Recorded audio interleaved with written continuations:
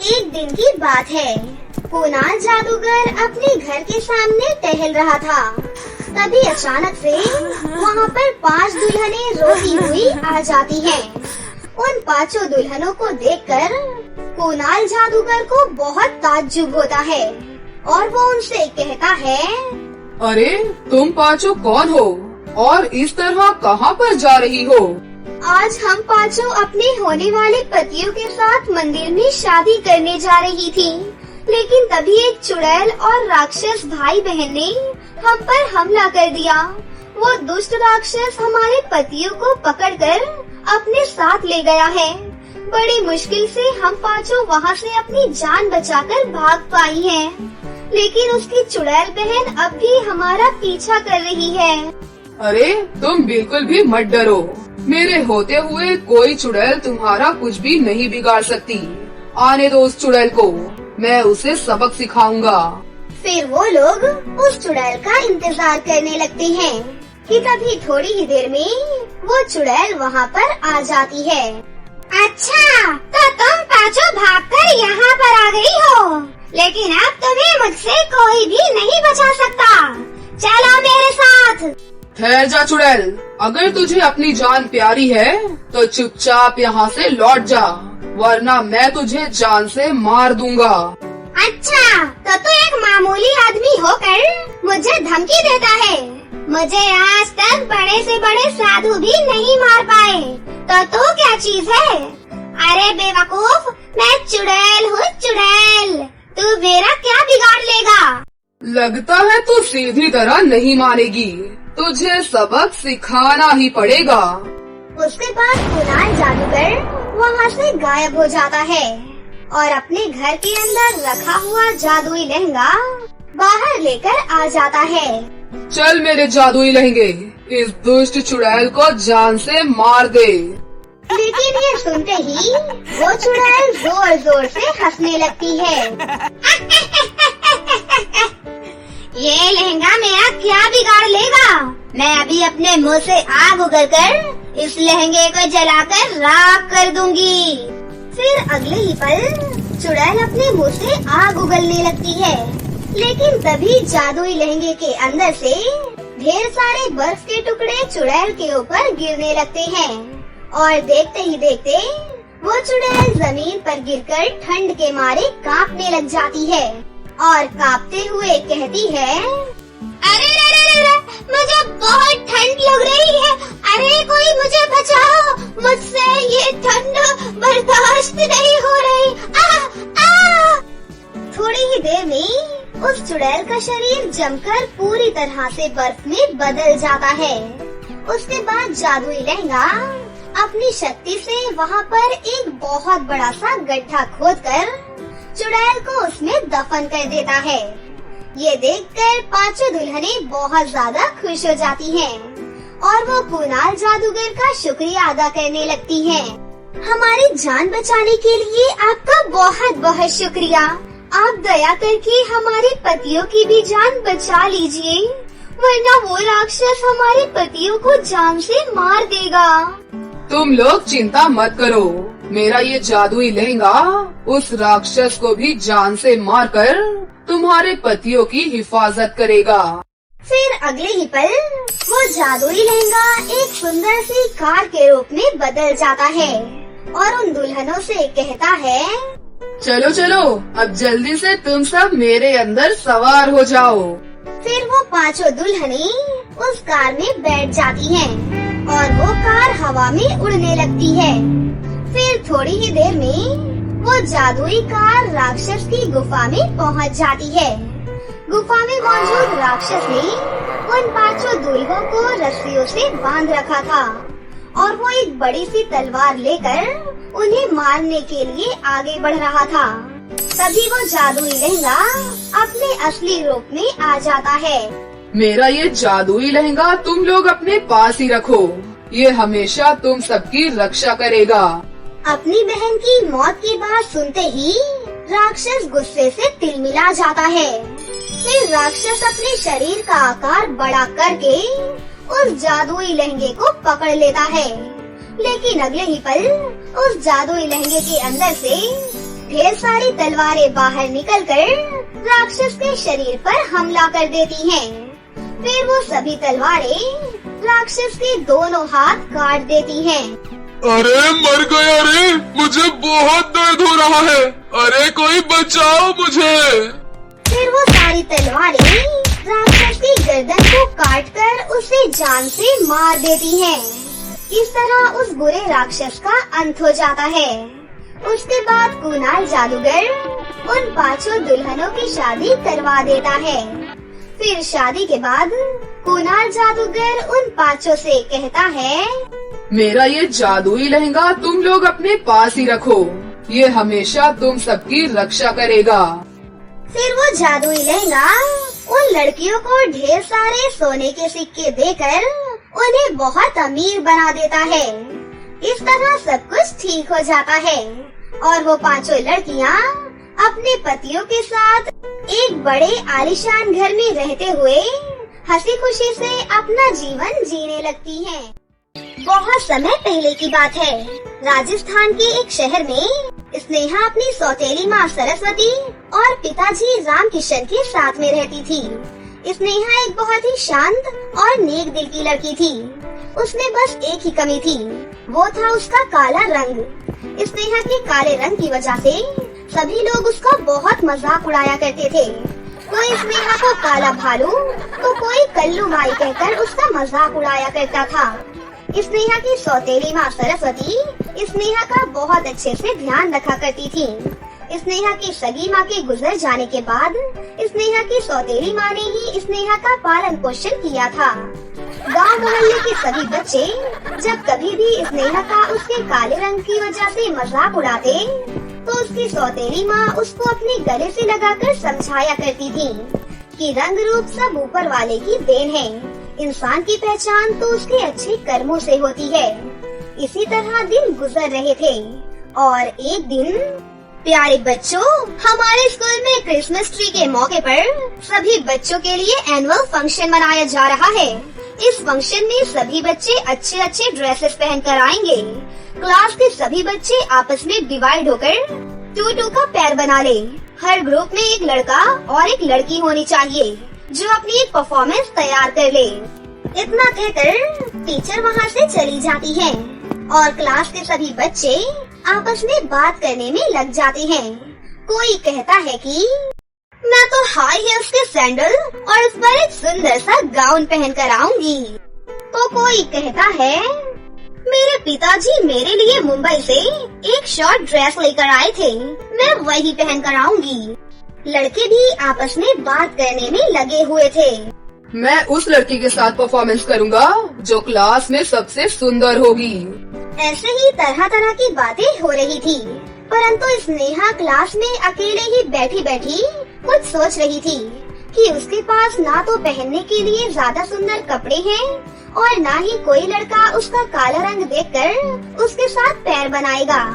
स्नेहा की क्लास की सबसे सुंदर लड़की रिमझिम कहती है, मुझे तो पता है स्कूल का सबसे हैंडसम लड़का रोहन तो पक्का मेरे साथ ही पैर बनाएगा। हम दोनों कपल डांस में कितने सुंदर लगेंगे। मैं तो सोच सोच कर अभी से पागल हो रही हूँ। स्नेहा से कोई भी क्लास का लड़का बात नहीं कर रहा था, तो वो बेचारी उदास होकर क्लास से बाहर जा रही होती है कि तभी रोहन उसे रोक लेता है। अरे स्नेहा, तुम अकेली कहाँ पर जा रही हो? क्या मैं तुम्हारे साथ चल सकता हूँ? हाँ रोहन, क्यों नहीं। रोहन और स्नेहा को इस तरह बातें करता देख रिमझिम को जलन होने लगती है। उसके बाद रोहन और स्नेहा जाकर एक बेंच पर बैठ जाते हैं। रोहन पूरे स्कूल में सबसे हैंडसम और डैशिंग लड़का था। स्कूल की सभी लड़कियां उस पर फिदा थीं। रोहन हैंडसम और डैशिंग होने के साथ साथ दिल का बहुत ही साफ लड़का भी था। वो जानता था कि कोई भी लड़का स्नेहा के साथ पार्टिसिपेट करने के लिए तैयार नहीं होगा, इसलिए वो खुद ही स्नेहा के साथ पार्टिसिपेट करना चाहता था। परंतु कहीं न कहीं रोहन को भी स्नेहा से बात करने में डर लग रहा था। रोहन, तुम इतनी देर से मेरे साथ बैठे हो और कुछ बोलते भी नहीं हो।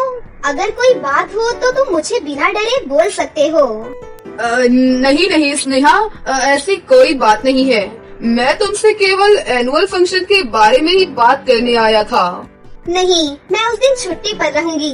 मेरा एनुअल फंक्शन में पार्टिसिपेट करने का मन नहीं है। लेकिन क्यों स्नेहा, तुम तो बहुत अच्छा डांस जानती हो।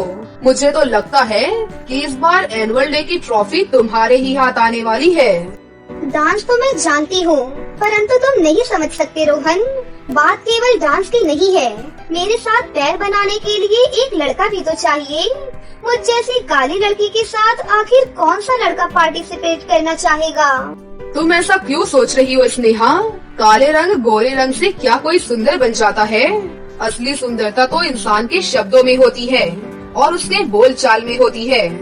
स्नेहा रोहन की ये सब बातें सुनकर उसकी तरफ आकर्षित होने लगती है और स्नेहा को रोहन से प्यार होने लगता है। अरे तुम कहाँ खो गई स्नेहा? मैं तुमसे ही पूछ रहा हूँ, क्या तुम मेरे साथ पार्टिसिपेट करना पसंद करोगी? हाँ रोहन, मैं तुम्हारे साथ पार्टिसिपेट करने के लिए तैयार हूँ।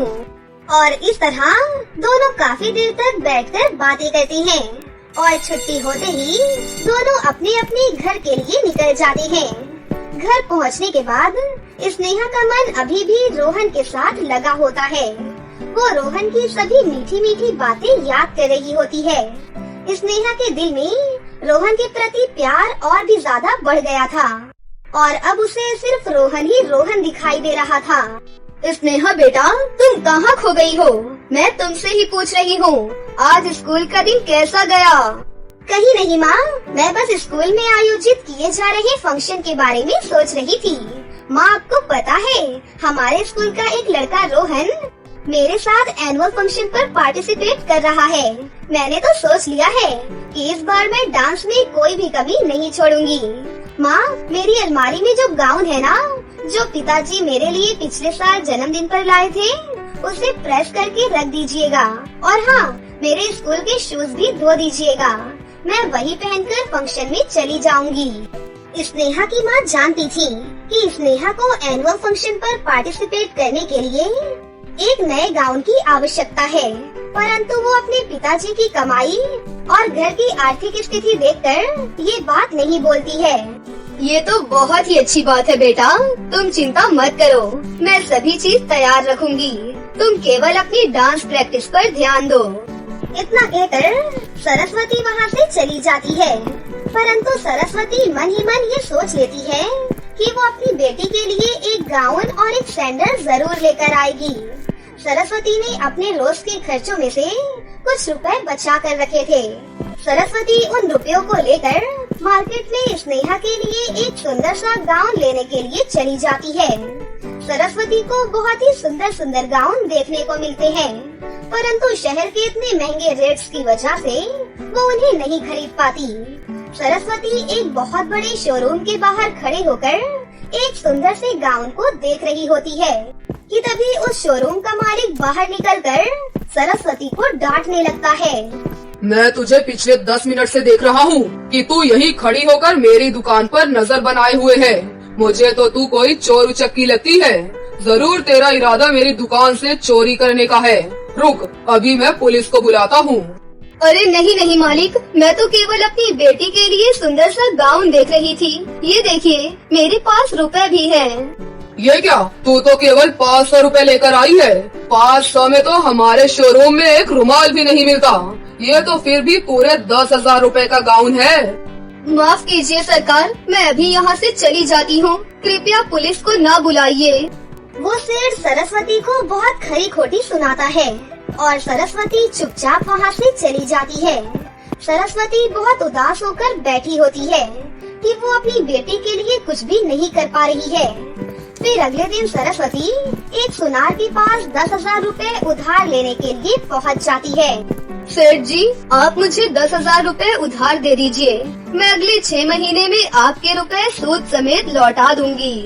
क्यों नहीं, कोई गारंटी लाई हो? सेठ जी, गारंटी तो नहीं है, परंतु मुझ पर विश्वास कीजिए, मैं आपके रुपए सही समय पर लौटा दूंगी। तूने क्या मुझे पागल समझ रखा है? जान न पहचान, मैं तेरा मेहमान। वाह भाई वाह, मैं तुझे उधार दे दूं। तेरे जैसे 36 आते हैं यहाँ। चुपचाप सीधे तरीके से बाहर निकल जा, नहीं तो मेरे आदमी तुझे धक्के मार कर बाहर कर देंगे। सरस्वती सेठ के पास से भी उदास मन से वापस आ जाती है। फिर सरस्वती घर की तरफ उसे शोरूम के यहाँ से गुजर रही होती है। तभी सरस्वती को शोरूम के मालिक का एक सूटकेस गिरा हुआ दिखाई देता है। सरस्वती पास जाकर देखती है तो वो सूटकेस नोटों के बंडलों से भरा हुआ था। इतने सारे रुपए देखकर एक पल के लिए सरस्वती को बहुत खुशी होती है, परंतु सरस्वती एक ईमानदार औरत थी। वो ये रुपए सेठ को वापस लौटाने की सोचती है। फिर सरस्वती गाड़ी का पीछा करते हुए एक हॉस्पिटल तक पहुंच जाती है, जहां सेठ अपनी बीवी के साथ बैठकर रो रहा था। सेठ जी, क्या हुआ? आप इस तरह रो क्यों रहे हैं? अरे बहन, मेरा रुपए से भरा एक सूटकेस कहीं रास्ते में गिर गया और मेरा बेटा हॉस्पिटल में भर्ती है। उन्हें अभी पूरे 1 लाख रुपए की जरूरत है। अब मैं इतनी बड़ी रकम इकट्ठा करके कहाँ से लेकर आऊँ? मुझे तो कुछ समझ ही नहीं आ रहा है। ये लीजिए सेठ जी, ये आपका सूटकेस कार से बाहर गिर गया था। ये रुपया लो और अपने बेटे का इलाज करवा लो। सेठ अपने रुपए वापस देखकर बहुत ज्यादा खुश हो जाता है और सरस्वती का धन्यवाद देने लगता है। सेठ जी, पहले जाकर आप रुपए जमा करा दीजिए। पहले आपके बेटे का ऑपरेशन सक्सेसफुल हो जाए, उसके बाद मुझे धन्यवाद दे दीजिएगा। उसके बाद सेठ वो सूटकेस लेकर हॉस्पिटल में चला जाता है और सरस्वती भी वहीं बैठकर सेठ के आने का इंतजार करती है। सेठ समय पर रुपए जमा करा देता है और उसके बेटे का ऑपरेशन सक्सेसफुल हो जाता है। ये सब देखकर सेठ और उसकी बीवी दोनों सरस्वती का धन्यवाद करने लगते हैं। सरस्वती बहन, आज अगर समय पर आकर तुमने मेरे रुपए नहीं लौटाए होते तो आज कुछ अनर्थ हो जाता। मुझे याद है उस दिन मैंने तुम्हें बहुत भला बुरा कहा था। मुझे अपनी गलती का पछतावा है। मैं अपनी गलतियों को सुधारने के लिए तुम्हें अपनी दुकान से वो गाउन गिफ्ट देना चाहता हूँ। अरे नहीं सेठ जी, इसकी कोई जरूरत नहीं है। आखिर इंसान ही इंसान के काम आता है। मैंने तो सिर्फ अपना फर्ज निभाया है। इतना कहकर सरस्वती वहाँ से चली जाती है और एक पेड़ के नीचे बेंच पर उदास होकर बैठ जाती है कि तभी वहाँ पर एक परी प्रकट हो जाती है। अरे क्या बात है सरस्वती, तुम इतनी उदास क्यों हो? परी को देखकर सरस्वती बहुत हैरान हो जाती है। अरे डरो मत, मैं एक परी हूँ। मैं यहाँ तुम्हारी मदद के लिए आई हूँ। मैंने वो सब कुछ देखा कि तुमने किस तरह लालच ना करते हुए उस सेठ के रुपए उसे वापस कर दिए। बताओ मुझे तुम्हारी क्या परेशानी है? उसके बाद सरस्वती परी को अपने घर के हालात, साथ ही गाउन और सैंडल के बारे में भी बता देती है। तभी परी अपने जादू से वहाँ पर एक गाउन और सैंडल प्रकट कर देती है और सरस्वती से कहती है, ये लो, ये एक जादुई गाउन और सैंडल है। ये दोनों तुम अपनी बेटी को दे देना और फिर इसका चमत्कार देखना। ये सुनकर सरस्वती बहुत ज्यादा खुश हो जाती है और परी का धन्यवाद करती है। उसके बाद सरस्वती वो जादुई गाउन और सैंडल लेकर अपने घर वापस आ जाती है। स्नेहा बेटा, ये देखो तुम्हारी माँ तुम्हारे लिए क्या लेकर आई है।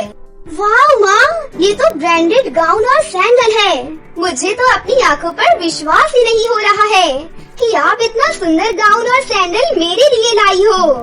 हाँ बेटी, ये सिर्फ तुम्हारे लिए है और अब तुम ये गाउन पहनकर एनुअल फंक्शन में पार्टिसिपेट कर सकती हो।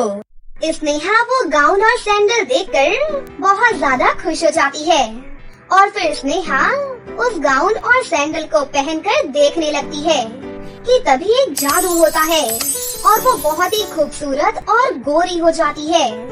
ये देखकर उसकी माँ भी बहुत ज्यादा खुश हो जाती है और वो स्नेहा को परी के बारे में सब कुछ बता देती है।